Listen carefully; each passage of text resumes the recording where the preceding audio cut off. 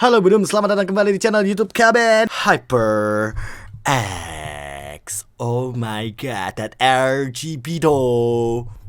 Lead meh.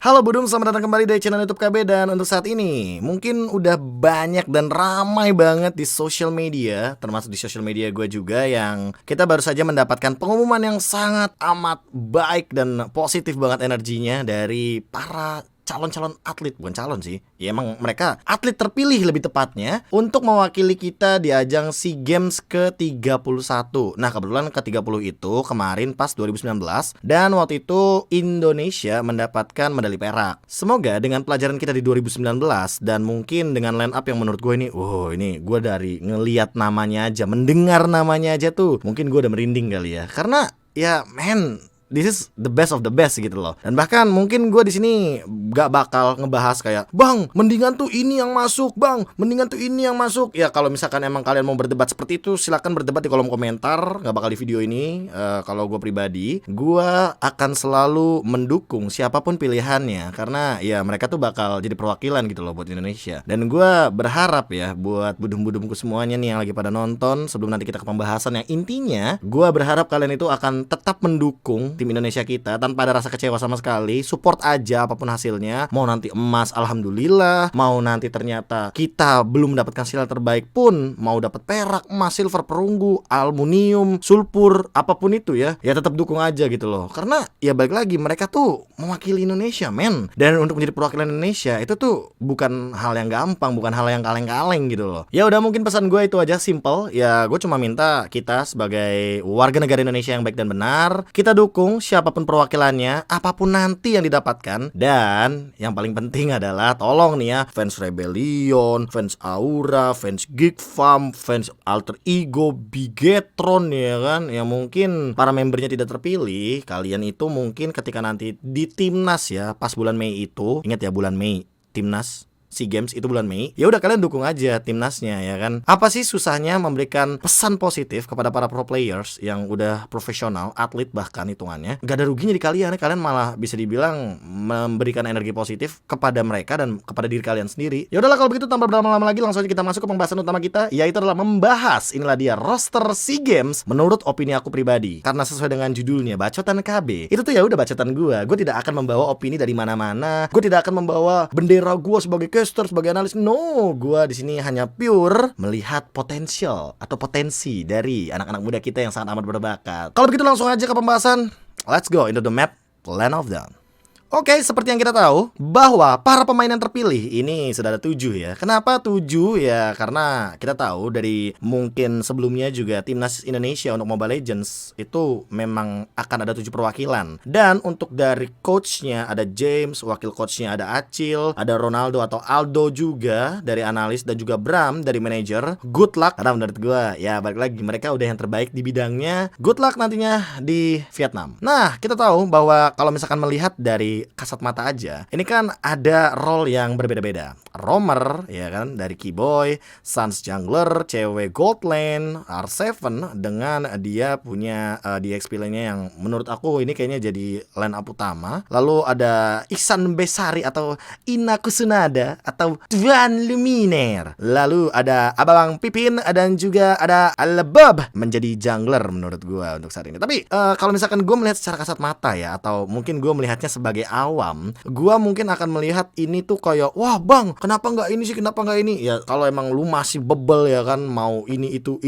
lu bikin aja tim lu sendiri ya, pakai ya mapnya kayak gini dan segala macamnya ya. Kalau gua melihat timnas yang sekarang Itu tuh timnas Indonesia ingin menunjukkan fleksibilitas gitu loh. Kenapa fleksibilitas? Karena di sini bisa kita bilang ada 2 roamer ya kan. Bahkan Ican Luminer yang kita tahu dia juga sebenarnya pernah menjadi roamer pada season yang keempat. Dan untuk sekarang walaupun dengan 1 mid laner yang terlihat, bukan berarti nanti kita tidak akan membahas line up fleksibelnya juga. Kayak yang tadi gue bilang kan, timnas ini ingin menunjukkan fleksibilitas gitu loh dari para pemain-pemain muda berbakat Indonesia gitu loh. Jadi makanya dengan line up seperti ini, apalagi dengan 1 gold laner, 2 jungler ya kan, 2 roamer, dan mungkin kita bakal ngelihat kayak misalkan ada masing-masing 1 ya lebih tepatnya ya. Masing-masing 1 dari 3 lane yang berbeda nih. Gue juga sebenarnya udah mulai memahami apa maksud James, Acil, Bram dan juga Aldo untuk membawa line up seperti ini. Nah, gue juga bakal membahas soal template line up dan juga flexible line up. Yang pertama pasti gue bakal bahas di template line up, yang mana nantinya gue akan membahas paketan. Apa itu paketan? Kita ngelihat kalau misalkan dengan line up seperti ini, dengan line up template ya kan, yang dimana Luminar jadi mid, cewek jadi gold laner, R7 jadi EXP laner, berarti akan ada tersisa 2 dari role-nya, roamer dan jungler. Dan benar, ini adalah paket A menurut gue ya. Paket A yaitu akan diisi oleh Al-Barobob dan juga Abang Pipin di line up-nya. Nah, ini kalau misalkan paket A ya. Kalau misalkan paket B ya berarti kalau misalkan dari sudut pandang gua ya mungkin akan ada Sans di jungle, akan ada Keyboy di Tang atau di Roamer gitu loh. Nah, sebenarnya dengan gua melihat aja nih ya, misalkan kita ambil contoh ini. Ini adalah menurut gua calon-calon line up utama nih. Gold laner cewek, abis itu Albert dengan jungle ya kan. Bang Pipin, Luminer dengan kedua orang ini yang menurut gua ya auto map hack. Wah.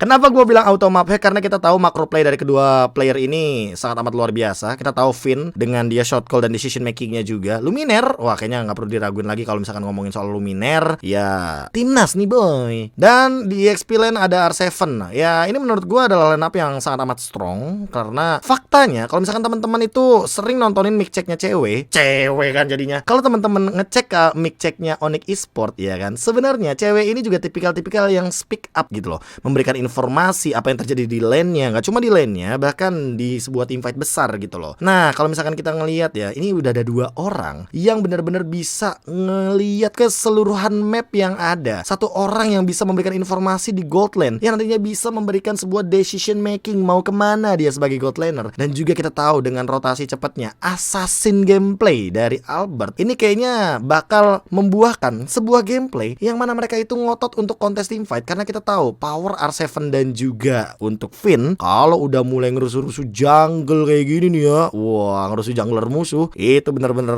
kadang juga kagak pakai permisi gitu loh. Yaudah slonong boy aja. Terbukti kalau misalkan teman-teman sadar, itu ada di game yang ketiga ketika berhadapan sama EVOS Legends kemarin. Ya walaupun emang gamenya dimenangkan sama EVOS Legends, tapi kalian kalau misalkan sadar nggak sadar, lihat deh map pressure yang dikasih sama R7 dan juga sama Finn ke jungler musuh, terutama untuk purple buff. Nah di situ kalian harusnya udah mulai sadar apa yang dilakuin sama mereka berdua as a team ya, balik lagi ya. Nah tapi dengan line up seperti ini, gue bisa yakinkan bahwa rotasi early gamenya kuat banget. Itu merupakan sebuah keuntungan bagi mereka. Ataukah ada minus dari line up kayak gini? Menurut gue dikit banget. Pool hero luas, fleksibilitas. Finn bisa jadi mid laner juga dia pernah. Luminar jadi roamer juga bisa. Luminar mid lane juga dia bisa. Kalau misalkan Finnnya nanti bermain sebagai mid laner atau roamer, dia juga bisa. Albert misalkan kita ngomongin soal beberapa hero ya kayak Paquito atau segala macamnya, ya dia udah menguasai, dia udah lihai gitu loh. Nggak perlu diragukan lagi. Cewek, gold laner, fleksibel. Dia pernah bawa Belerik juga salah satunya. Benedetta salah satunya juga. Ya pokoknya unusual hero loh. R7. Ya kayaknya dia best EXP laner enggak sih? Kayak kalau misalkan gue mau head to head match up ya paling saingannya di tier S itu Butes anti mage. Paling untuk sekarang perlahan-lahan naik ke tier S itu Fluffy sih. Untuk early gameplaynya mereka, early aggressionnya 3 orang ini yang menurut gue bakal jadi sebuah keuntungan juga bagi timnas kita. Ini bisa dimanfaatkan dari early game. Tapi karena mereka early game, gue mungkin akan concern terhadap late gamenya. Karena apa? Karena late gamenya ini bisa dibilang untuk decision making biasanya rata-rata akan ada ada di cewek. Dan gak menutup kemungkinan dengan info yang begitu banyaknya diberikan oleh 3 pemain ini sebagai the speaker, aku bilangnya the speaker ya, orang yang menurut gue paling vokal untuk di tim kali ini, otomatis mereka itu membutuhkan satu decision maker atau yang aku sebut dengan sebagai si pembuat keputusan gitu loh. Jadi apapun yang nanti bakal dibuat oleh shot call itu, woi Natanya miss, woi gold lanernya miss, woi turtle udah di setup nih, woi 10 detik lagi mau lord nih. Nah, decision makernya itu harus ada satu minimal, entah itu di Finn-nya sebagai mungkin yang udah pernah menjabat sebagai title captain, atau R7 salah satunya yang sekarang ini lagi ngejabat title captain, atau Luminaire yang emang kita tahu dengan kombonya bareng sama Finn ini auto buka map kanan kiri, atas bawah, kiri kotak segitiga X, atau nanti dari cewek gitu loh yang kita tahu ketika ngomongin soal mic checknya Onyx juga terakhir kali kita dengerin bareng-bareng, mungkin ya teman-teman bisa nonton sendiri, itu ya decision makingnya teman-teman Onyx itu rata-rata dari cewek gitu loh, startnya dari cewek. Nah ini baru satu line up, dengan line up seperti ini mungkin ya ini akan menjadi line up utama dari timnas kita. Nah ada juga nih line up yang kedua dari template line up kita. Kalau seandainya nanti ternyata Babang Pipin tidak bermain dan ternyata yang bermain adalah Keyboy. Nah Keyboy ini menurut gua tipikal yang dia itu akan bermain lebih ke single target dan juga untuk ngemporak-porandain musuhnya. Jadi kehadiran Keyboy mungkin dengan beberapa hero yang rusuh kayak misalkan Jauhead, Chow, Kufra, dia tuh mungkin kayak modal untuk ngebait timnya gitu loh, ngebait tim lawannya gitu. Kalau misalkan lawan yang ngeluarin seberapa skill, 2-3 ultimate, ya dia untung, nanti follow up-nya mungkin bakal ada R7, bakal ada Luminaire, bakal ada ke arah Albert gitu loh. Jadi dengan line up yang kayak gini juga menurut gue tidak menutup kemungkinan potensi untuk bait team fight atau yang namanya tarik ulur team fight, kiting layaknya bermain layangan, itu bisa terjadi teman-teman. Karena dengan melihat potensial kayak gini, Luminaire sebagai, gue melihatnya ya sebagai poros utama dari mid laner di tim ini, tidak menutup kemungkinan untuk Luminaire sendiri nantinya bakal bersinar dengan mid laner utama. Tapi ini kalau misalkan Keyboy dan Luminaire. Ada lagi di kotak gue nih tiba-tiba kok bilang kalau seandainya Keyboy Finn juga bisa bermain dengan sangat amat fleksibel. Iya bisa. Kasih coba misalkan Babang R7 main hero yang clear wave-nya cepet kayak Uranus yang bisa zoning-zoning sampai sini. Habis itu kita biarin aja ini ya, 2 orang ini Keyboy dan juga Finn main berdua, Chow Rafaela kah, Chow Matilda kah, Jauhead Matilda, Jauhead Rafaela, apalagi lah hero-hero yang ngeselin yang bisa invade jungle. Mereka main 2 roamer. 2 roamer. 5 menit awal biarkan cewek dan juga R7 yang ngambil 2 laning phase-nya, entah itu gold lane ke mid lane, entah itu EXP lane ke mid lane. Nanti Albertnya bakal melakukan eksekusi karena ini informasinya udah terang banget gitu loh dari Keyboy dan juga dari Finn. Apalagi mereka berdua kan tipikal roamer ya. Makanya kalau menggunakan metode 2 roamer, ini kayaknya 2 pemain ini bisa menjadi senjata rahasia. Semoga yang nonton gua tidak ada yang dari Filipina sehingga mencuri informasi ini ya nantinya. Tapi Filipina juga 2 roam banyak sih. Ya tapi kalau misalkan ini gua membahas sebagai ini aja ya, sebagai awam aja atau opini gua pribadi juga, kayak yang balik lagi gua bilang di awal, gua tidak membawa opini siapapun, gua tidak membawa bendera apapun, dan gua nggak cuma sampai sini aja. Gold laner cewek ya sebenarnya bisa emang menjadi line up utama, tapi ada beberapa isu juga karena kita tahu untuk dari backgroundnya si Suns ini dia kerap kali bermain juga di gold lane. Malah menurut gua ya, dengan adanya 3 orang ini nih Keyboy, Finn, Luminaire, Suns ini jadi bisa di mana-mana, dan itu yang bakal gua bahas di flexible line up. Tapi dengan triangle ini menurut gua nih bakal kuat banget. Cuma kalau seandainya nanti nih Keyboy yang bakal menjadi sosok gitu loh dari si roamernya, dan nanti mungkin mid lane-nya ini adalah Luminaire, kemungkinan besar Albert ini bakal tergantikan sama Suns dengan bukan line up assassin melainkan line up fighter. Entah itu Pakito karena kita tahu Albert dan juga Suns ini dua-duanya juga bermain Pakito, atau mungkin kalau misalkan nanti bakal bawa Aulus farming machine, 2 ini bakal ngerusuh, terus cewek dan R7 ini mungkin bakal join, bakal jadi formasi 4-1, and then si Suns-nya biarin ngocar-ngacir untuk ngamanin yang namanya objektif. Kayak yang pernah gue bilang waktu di salah satu podcast, gue lupa di podcast siapa, ya Allah gue lupa. Gue tuh bilang kalau seandainya timnas kita ini ya paling-paling ya itu tuh bakal bawa 2 jungler, dan yang emang bener ya kayak gini patokannya, kayak junglernya tuh yang satunya assassin banget, yang satunya fighter banget. Sebenarnya hal ini mirip sama Execration. Kalau teman-teman ingat KLVJ itu kayak Albert yang assassin banget, tapi Execration yang sekarang ya kan, atau Omega yang sekarang itu tuh junglernya tuh kayak yang fighter banget kayak Suns. Malah dua-duanya tuh dibutuhkan gitu loh. Jadi ya menurut gue ini udah line up yang sangat amat fleksibel juga sih template line up-nya ini. Tapi ya menurut gue lebih kepaketan gitu loh, ngerti kan? Nah, dengan line up seperti ini, kita bisa bilang kalau seandainya paket A itu akan ada di tangannya Albert dan juga Finn, paket B itu akan ada di tangannya Kiboy dan juga Suns. Lalu tiga ini akan menjadi line up utama untuk masing-masing landing phase-nya. Karena emang yang rotasi itu cuma dua, jungler dan juga dari si roamernya. Sisanya itu mungkin bakal lebih stay di lane dan nanti decision makingnya itu akan ada di EXP lane dan juga di mid laner biasanya. Kenapa? Karena 2 menit awal kita tahu ada turtle di sini. Dan turtle ini nantinya akan sangat amat menguntungkan ketika kita mengamankan dari awal tanpa adanya kerugian sama sekali. Cewek, kita tahu dia mungkin sering dirusuhin, diagresivitasin, tapi kita tahu dengan line up Luminaire, Finn, Albert let's say, atau line up dari Luminaire, Kiboy dan juga Suns, ini artinya mereka tuh kuat banget men. Dan gue berharap dengan nantinya dipadukan di dalam pelatnas atau pelatihan timnas, lalu mereka membangun chemistry, mereka membangun kepercayaan satu sama lain. Karena gue yakin sih kalau misalkan udah ngomongin scene MPL, pro player, atlet segala macamnya, apalagi mewakili timnas Indonesia, ini ya udah bukan lengka-lengka atau kaleng-kaleng gitu loh. Dan juga gue yakin mereka ini bakal lebih percaya untuk satu sama lain. Nah, ini baru line up untuk template. Gue bakal coba mainin untuk gameplay line up yang fleksibel. Yang pertama sebenarnya udah ada sih tadi, Finn dan Kiboy. Ini adalah template dua roamer yang mana nantinya kita bisa ngebawa fighter, kita bisa ngebawa assassin ya. Sebenarnya dua jungler ini fleksibel sih. Dan emang untuk farming pattern mungkin akan bisa dibilang sama Suns, tapi untuk fighting pattern early, Albert itu lebih ngunggulin. Makanya setiap pemain akan ada plus minus. Gue udah bilang dari awal, Bang, mendingan ini, mendingan itu, mendingan lu diem dah. Nah, tapi nggak tahu kenapa ya, kok gue tiba-tiba kayak walaupun cewek ini adalah sosok gold laner yang utama menurut gua, tapi tidak menutup kemungkinan kalau nantinya line up-nya bisa seperti ini. Wow.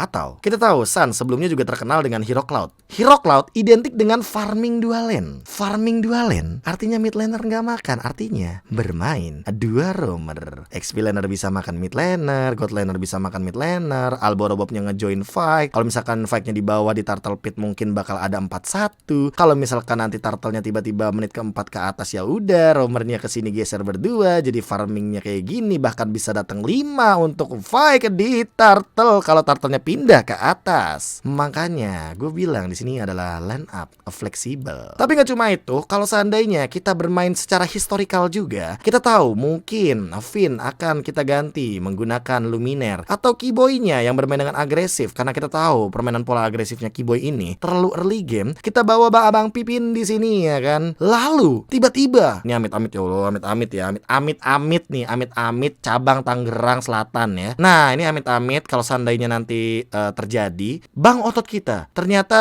ada satu dan lain hal yang membuat dia mungkin harus tergantikan. Walaupun gue yakin sih untuk line up EXP lane utama kayaknya dia sih harusnya, mengingat Kiboy pernah bermain EXP lane dan aku melihat sendiri Kiboy di EXP lane seperti apa. Line up seperti ini juga bisa saja terjadi kali, ya kan?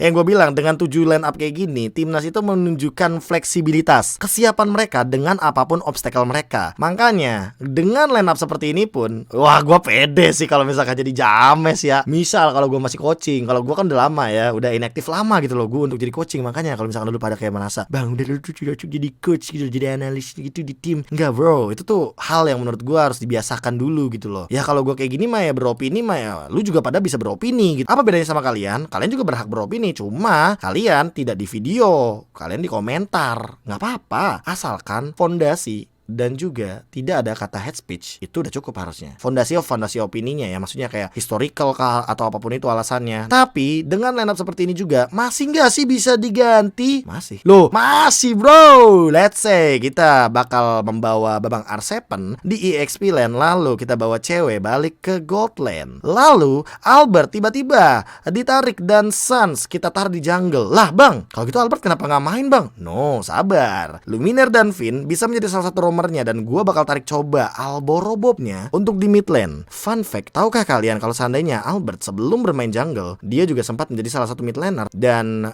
itu ya sempat terjadi juga salah satunya. Emang kita tahu dulu itu yang namanya hypercore itu tuh sebagai mid laner gitu loh kita sebutnya. Tapi ya untuk sekarang ya jungler. Ya dan dengan line up seperti ini apakah nantinya powernya akan berkurang? Malah menurut gua belum melihat line up yang kayak gini sih ya. Ada 2 core utama, ada 2 damage dealer. Yang mana? Ini si cewek dengan fleksibilitas hero-nya dia nih ya. Ini dia bisa bermain 2 fighter bareng Babang R7. Sekarang kita tahu 2 fighter aja bisa jadi meta. Ini Kayuzong atau Pakito Goldlane dari cewek, atau nanti Babang R7-nya dengan Esmeralda Uranus gitu loh. Banyak gitu loh sebenarnya dengan 7 line up ini. Gua bisa bilang emang timnas kita ini luar biasa men. Satu pemain itu tidak sama dengan satu role. Satu pemain itu bisa 2 role sekaligus. Makanya gue mungkin akan mainin di 5 pemain ini, yang mana ini mereka semua tuh fleksibel banget. Dan makanya gue bilang timnas itu ingin menunjukkan fleksibilitas mereka dan kesiapan mereka dengan apapun kondisinya di timnas atau SEA Games nanti. Dan gue sangat amat suka dengan lineup seperti ini, dan gue berharap lagi dan lagi Indonesia akan mendapatkan emas atau hasil yang terbaik apapun itu. Gue cuma bisa sampai sini. Dan dengan opini apapun yang gue lontarkan hari ini, bukan berarti kalian itu tidak bisa mengeluarkan opini kalian. Bebas untuk mengeluarkan opini, tapi jangan sampai kalian mengeluarkan yang namanya hate speech atau ujaran kebencian. Karena ya balik lagi ini timnas men. Ini udah mewakili negara kita, ya hal tersebut juga nggak semua orang punya kesempatan lah bahkan. Dan gue di sini pun berbicara dengan statement dan juga opini yang gue miliki sendiri gitu loh. Jadi ya makanya dengan fleksibilitas yang dimiliki sama pemain timnas kita, apapun hasilnya, merah, putih, Indo Pride, 2KB, emas untuk Indonesia.